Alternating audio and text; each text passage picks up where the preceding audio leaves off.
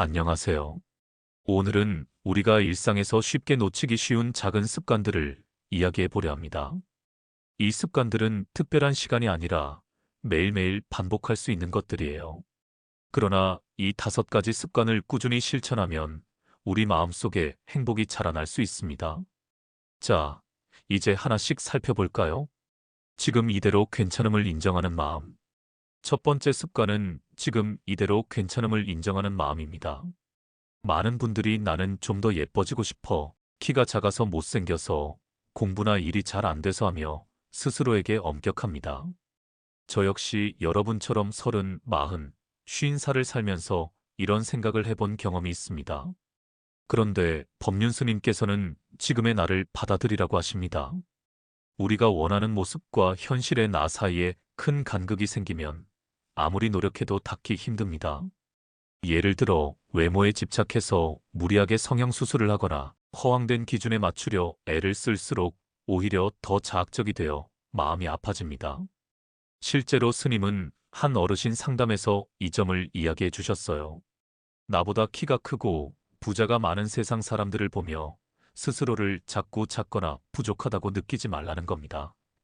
컵 하나가 어떤 기준에 따라 클 수도 작아 보일 수도 있는 것처럼 크고 작음, 우열과 같은 개념은 우리의 머릿속 인식일 뿐입니다. 컵을 동전이나 뚜껑과 비교할 때 크다고 생각하지만 접시와 비교할 땐 작다고 느끼죠. 컵 그 자체로는 크다 작다 할 게 없습니다. 이처럼 우리도 비교 대상에 따라 크다, 작다, 젊다, 늙었다 판단하는 착각을 버려야 합니다. 그러면 더 이상 나는 부족하다거나 나는 못난 존재야라고 여길 이유가 없습니다. 우리 모두 모습과 나이, 성격, 재능 여부와 상관없이 그대로 내가 나일 뿐인 완전한 존재입니다. 예를 들어 한 50대 분이 어려서부터 열등감에 시달렸다고 상담을 요청했습니다. 저는 어릴 때부터 열등감으로 살아서 지금도 키가 작고 못생겼다고 자꾸 힘들어해요라고 했죠. 법륜 스님은 그분에게 이렇게 말씀하셨습니다. 당신 몸은 이미 충분히 건강해요. 눈은 생각보다 모양이 아니라 보는 기능이 중요하고 코는 형태가 아니라 맞는 기능이 중요합니다. 그런데 우리는 자꾸 매끄러운 눈이나 높은 코같이 자기가 생각하는 이상만 중요하게 여겨요. 그게 모두 허상이죠. 모양과 기능을 구분하라. 그러면 괜찮다는 말이었습니다. 그래서 첫 번째 실천 지침입니다. 거울 앞에 서서 나는 지금 이대로 괜찮다 하고 자주 말해보세요. 몸을 향해 너무 예뻐야 한다. 몸매가 완벽해야 한다는 마음의 잣대를 잠시 내립니다. 대신 내 두 발이 걸어준다는 것, 숨 쉬고 눈으로 볼 수 있는 것 같은 기본 기능에 감사를 느껴보세요. 타인의 시선보다 자신의 몸과 마음이 작동함을 감사하게 여기면 마음이 한결 편안해집니다. 이처럼 지금의 나를 있는 그대로 인정하는 마음을 키워야 합니다. 기대를 낮추고 비교하지 않는 태도. 두 번째 습관은 기대를 낮추고 비교하지 않는 태도입니다. 우리는 흔히 남들보다 더 잘하려고 하고 더 많이 갖고 싶어 합니다. 학생이 100점을 안 받으면 괴로워하고 회사원이 승진을 놓치면 상심합니다. 또 은퇴 전에 큰 집을 장만하지 못한 자신을 초라하게 여깁니다. 하지만 법륜 스님은 이런 욕심을 내려놓으라고 조언합니다. 경쟁을 완전히 버리라는 것이 아니라 남보다 나은 내가 되려는 욕심이 우리 마음의 괴로움을 키운다는 뜻이죠. 예를 들어볼까요? 50대에 학교에 다시 입학한 어느 분이 있었습니다. 그분은 수업이 너무 쉬워 과목당 만점을 받겠다는 목표까지 세웠어요. 그런데 시험에서 50문제 중 한 문제만 틀렸을 뿐인데 자기가 1등을 놓쳤다고 이틀씩이나 속상해했다고 합니다. 법륜 스님은 그분에게 말합니다. 욕심을 버리세요. 젊은 친구와 달리기 시합을 해도 애써 연습해봤자 이길 수 없지 않나요? 그렇다고 당신이 가치 없는 사람인가요? 그분은 갑자기 부끄러움을 느꼈다고 해요. 더 중요한 것은 50대에 대학에 입학한 것 자체가 이미 훌륭한 일이라는 겁니다. 만점을 받는 것도 좋지만 잘하고 싶다는 마음에서 질투와 경쟁심이 생긴 거예요. 스님은 시기 질투는 오래전부터 가장 나쁜 습관 중 하나입니다. 자기 자신을 더 괴롭게 만들거든요. 그냥 최선을 다하면서 살면 됩니다라고 조언하셨습니다. 비단 공부뿐 아닙니다. 직장에서도, 가정에서도 종종 주변을 살피다 보면 누구나 누군가와 비교해 상심할 때가 있습니다. 옆 동료보다 연봉이 적다고 SNS에 친구가 멋진 여행을 올리는 걸 보고 나는 왜 못하지? 하며 마음 아파하죠. 법륜 스님은 이런 비교의 고리를 끊으라고 말씀하십니다. 예전 어느 상담에서는 평생 먹고 살 돈은 있는데 친구가 더 많은 것을 갖고 있다는 얘기를 듣고 상했습니다라는 질문이 나왔는데요. 스님은 이렇게 답하셨습니다. 1,000달러로 평생 살 수 있는 사람과 1만 달러로 살 수 있는 사람, 근본적으로 다른 건 그 숫자만큼 차이가 나는 거예요. 하지만 둘 다 충분히 사는 거예요. 내가 가진 것으로도 부족함이 없는데 자꾸 더 큰 것만 부러워하면 삶이 불행해집니다.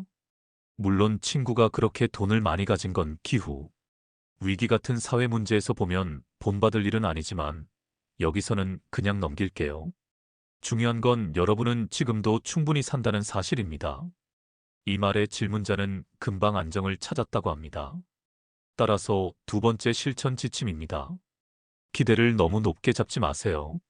나만의 기준을 세우고 남과 비교할 때마다 내가 지금 가진 것에도 의미가 있다는 점을 떠올리세요. 남보다 더 갖고 더 잘나야 행복하다는 생각에서 벗어날 때 마음이 편안해집니다.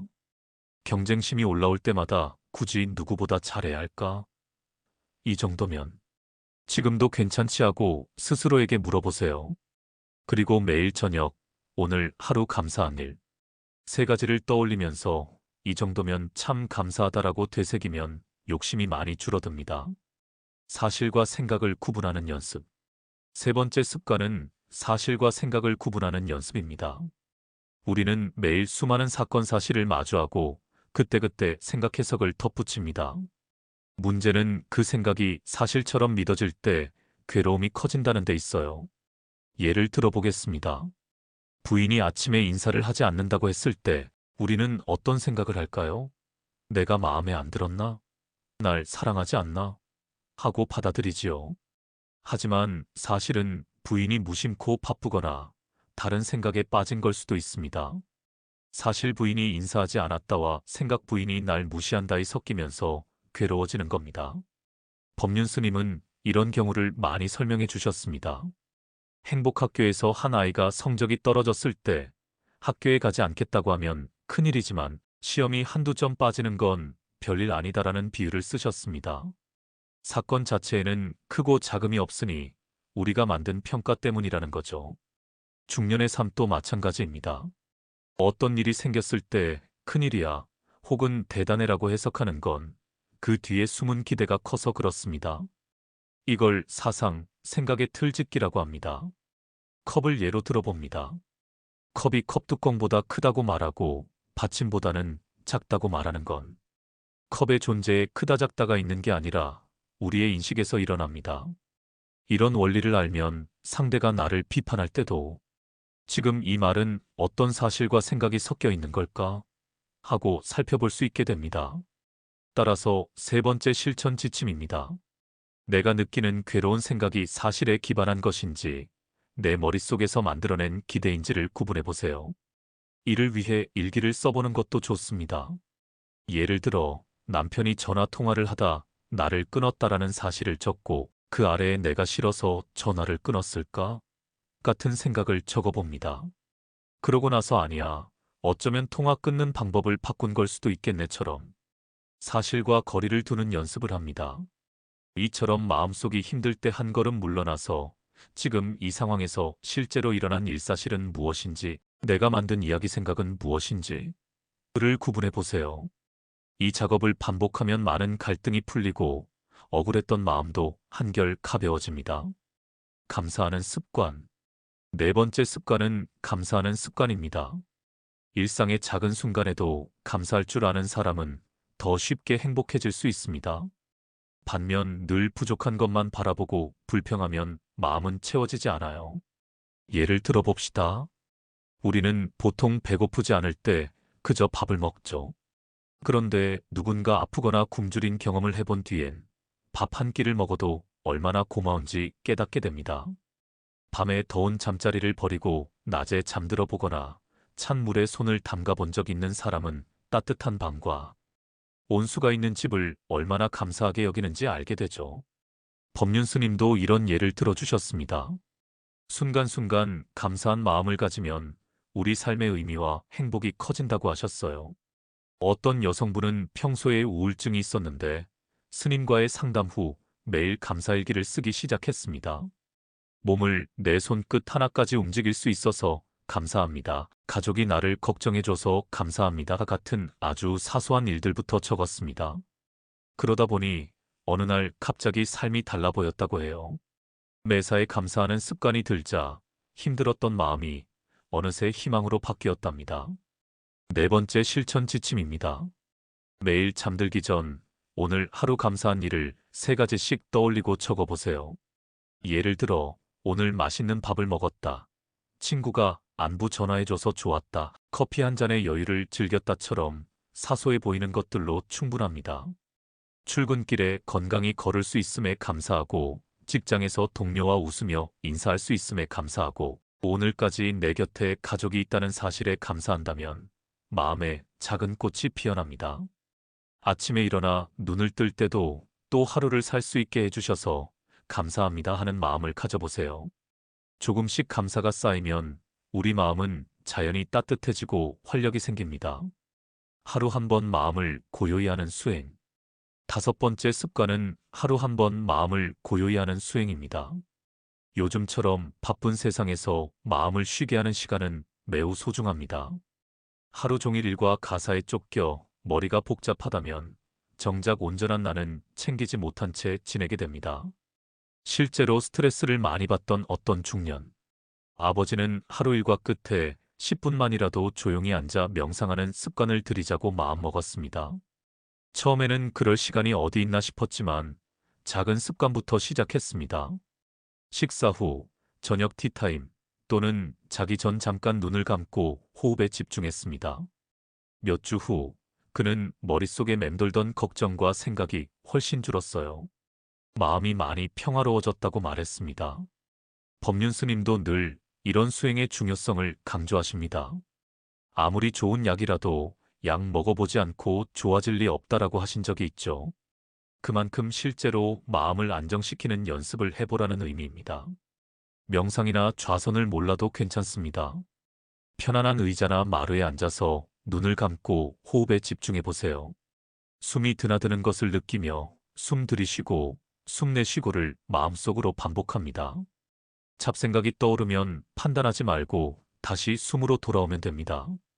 단 5분, 10분이라도 꾸준히 실천해 보세요.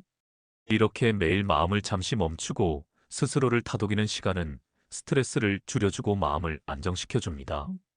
또 하나 팁을 드리자면 하루 중 아무 때나 좋으니 짧은 휴식 시간을 갖는 겁니다.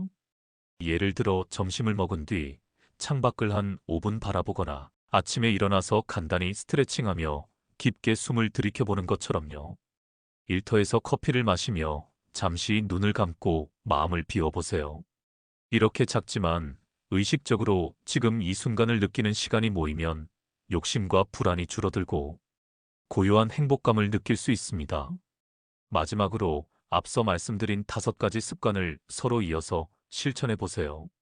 지금 있는 나를 받아들이고 기대를 낮추고 비교를 내려놓으면 생각에서 비롯된 괴로움을 줄일 수 있으며 작은 일에도 감사하는 마음이 열리고 결국 마음의 평화가 찾아옵니다.